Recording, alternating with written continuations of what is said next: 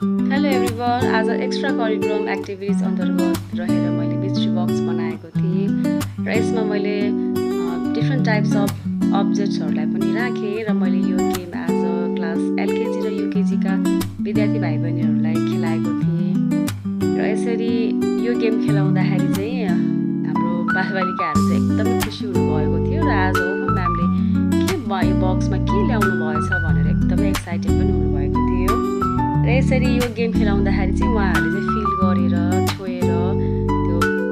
अब्जेक्ट्सहरूलाई चाहिँ बाहिर निकालेर देखाउनु पर्ने र यसको नाम पनि मजाले भन्नुभएको थियो। यस्तो खालको गेम खेलाउँदाखेरि यसमा